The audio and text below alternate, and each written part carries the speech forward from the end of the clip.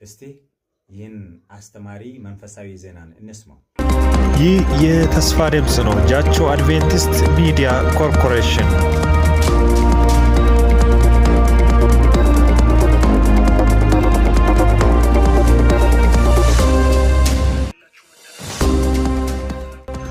ሰላም ጤና ይስጥልን ውድ አድማጭ ተመልካቾቻችን እንደምን ውላችኋል? የሰዓቱን ዜና ይዘንላችሁ መተናል። ዜናውን በመምራት እኔ ሰላሙ ደበልቅ ነኝ። እስከ መጨረሻ አብራችሁን እንድትሆኑ ይህ የአክብሮት ግብዣዬ ነው። በቅድሚያ አበይት ጉዳዮችን ላስቀድም።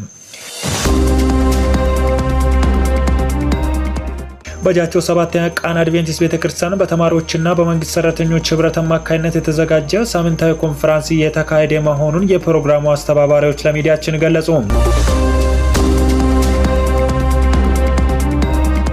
በጃቾ 7ኛ ቀን አድቬንቲስት ቤተክርስቲያን በተደረገው ታላቅ መንፈሳዊ ንቅናቄ ብዙ በዕድሜ የገፉ ነፍሳት መጠመቃቸውን የቤተክርስቲያኒቷ ዋና ቦርድ መሪ ፓስተር ታምሬ ደስታ ተናገሩ።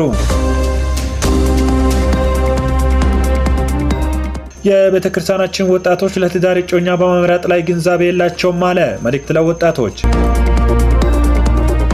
አማኞች አስራትን ለጌታ በመመለስ ላይ ብዙ ችግር እንዳለ የሚልክያስ መጽሐፍ ቅሬታውን ለሚዲያችን አስተላለፈ።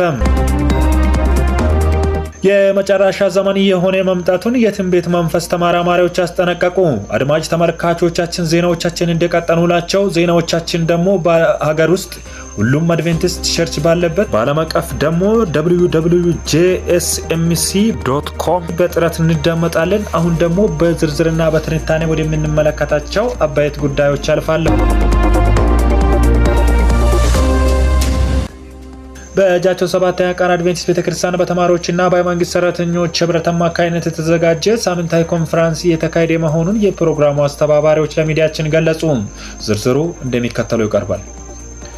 የመጨረሻ ዘመን ክስተቶችና ለታላቁ ቀን መዘጋጀት በሚል መሪ ቃል ከተለያዩ ስፍራ የሚያገለግሉ አገልጋዮችን ጋብዘው ለከተማ በረከት ለአባላቱ ታድሶ የሚያመጣ አስገራሚ በአይነቱ ልዩ የሆነ መልእክት እየተላለፈ መቆየቱ ይታወሳል።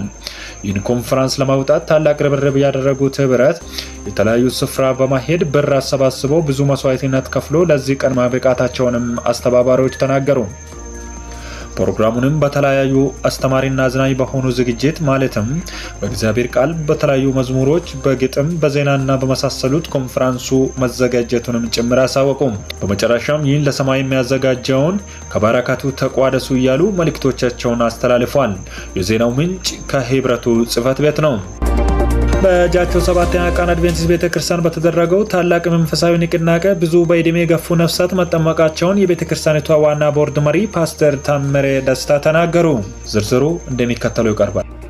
እሳቸውም አክለው ብዙ ነፍሳት ወደ ኋላ የቀሩ በመንፈስ የዛሉ ሳይጠመቁ በቆዩት ላይ ብዙ የቤት ለቤት ጉብኝት ከቤተክርስቲያኒቷ ምዕመናን ጋር ማድረጋቸውን አስታውሰው በተገኘው ውጤትም መደሰታቸውን ጭምር ለሚዲያችን ገለጹ። ይህ በእንዲህ እንዳለ በአይነቱ ለየት ያለ የነፍሳት መጠመቅ በጣም ደስ ያላቸው የአውራጃ መሪም ፓስተር ከበደ ከኒቶ ይህን አስገራሚ ስራ ሁሉም ቤተክርስቲያን ከዚህ ልምድ በመውሰድ ነፍሳትን ወደ ጌታ ማምጣት እንዳለበት መልእክቶቻቸውን አስተላልፈዋል። በመጨረሻም ይህን ንቅናቄ እስከ ክርስቶስ ዳግም መመለስ ድረስ መበርታትና መጽናት እንዳለበትም ጭምር ገለጹ። የቤተክርስቲያናችን ወጣቶች ለትዳር እጮኛ በመምረጥ ላይ ግንዛቤ የላቸውም አለ። መልእክት ለወጣቶች። ዝርዝሩ እንደሚከተለው ይቀርባል። ይህ በእግዚአብሔር የተቀደሰ ተቋም እየተበላሸ መምጣቱን የጊዜ አሳዛኝና አነጋጋሪ ነገር ሆኖ ቀጥሏል። እጮኛ በመታጫጫት ላይ ወንድም ሆነ ሴት ከውስጥ ይልቅ ውጭ እያማራቸው ከጨለማ ጋር ህብረት እያደረጉ መሆናቸውን አንዳንድ ያነጋገርናቸው የእምነት አርበኞች ለሚዲያችን ተናገሩ። በተጨማሪ አድቬንቲስቶች ውስጥ ቆንጆ ሴቶች የሉም እያሉ ችግር የለም አምጥተን ወደ አድቬንቲስት እንመልሳለን በሚል ባጉል መታመል እየተነዱ ወደ ቁልቁል እየወረዱ መሆናቸው ታወቀ።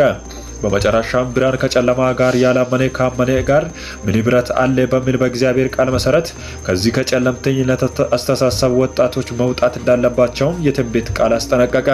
የዜናው ምንጭ የትንቢት ጽሑፍ ማተሚያ ቤት ነው። አማኞች አስራትን ለጌታ በመመለስ ላይ ብዙ ችግር እንዳለ የሚልክያስ መጽሐፍ ቅሬታውን ለሚዲያችን አስተላለፈ። ዝርዝሩ እንደሚከተለው ይቀርባል።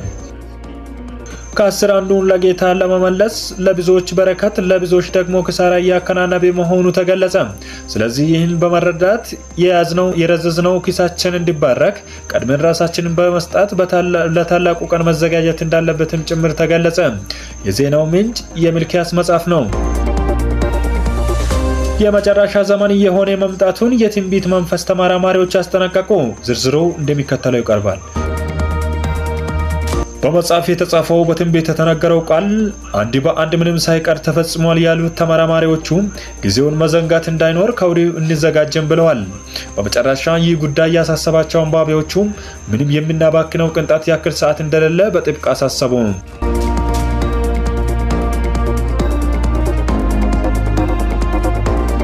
ውድ የተከበራችሁ አድማጭ ተመልካቾቻችን ለሰዓቱ ያዘጋጀንላችሁ ዜናዎች ይነኝን ይመስሉ ነበር። ዜናውን በመምራት እኔ ሰላሙ ደበልቄ ነበርኩኝ። አብራችሁ ስለቆያችሁ እናመሰግናለን። መልካም ቀን።